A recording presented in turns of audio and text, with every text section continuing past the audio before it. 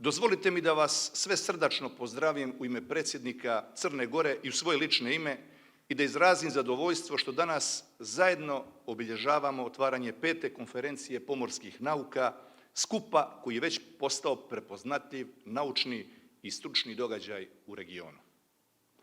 Posebno je značajno što se ova konferencija održava upravo ovdje, u Kotoru, gradu čija je istorija neraskidivo povezana sa morem, gradu Pomorskog fakulteta koji već decenijama čuva i unapređuje tradiciju pomorskog obrazovanja i nauke u Crnoj Gori. Prošle godine ovdje na istom mjestu zajedno smo proslavili značajan jubilej, 65 godina od osnivanja Pomorskog fakulteta u Kotoru, institucije koja je postala sinonim za izvrsnost u pomorskom obrazovanju i nauci. Kada se osvrnemo na tu 1959. godinu u kojoj je naš fakultet osnovan, prepoznajemo hrabrost i viziju onih koji su postavili temelje ove prestižne institucije. Njihova ambicija bila je ne samo da stvore obrazovni centar, već da izgrade most između tradicije pomorstva i savremenih tehnoloških izazova.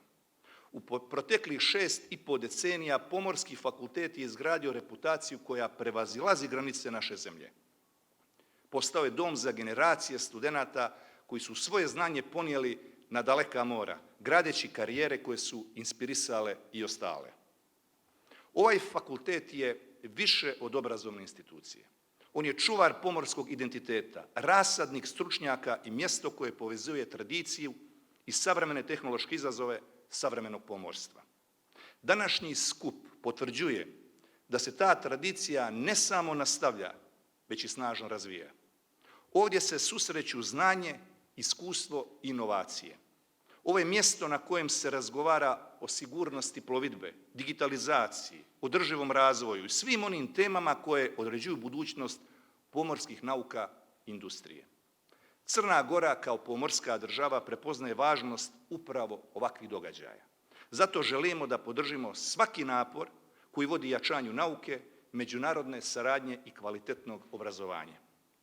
Jer to su temelji na kojim se gradi konkurentna i moderna pomorska privreda. Kada se krećemo prema budućnosti, suočavamo se sa raznim izazovima, ali i mogućnostima koje donose inovacija i globalizacija. Naša misija ostaje uvijek nepromijenjena, obrazovati stručnjake koji će biti lideri u pomorskom sektoru i ambasadori naših vrijednosti na međunarodnoj sceni. Uvjeren sam da će rezultati ove konferencije biti dragocjeni kako za akademsku zajednicu, tako i za praktičnu primjenu u pomorskom sektoru. Želim vam uspješan rad, plodotvorne diskusije i da iz Kotora ponesete inspiraciju za nove projekte i partnerstva. A neka naš Pomorski fakultet u Kotoru nastavi da plovi stazama uspjeha još mnogo godina. Hvala vam.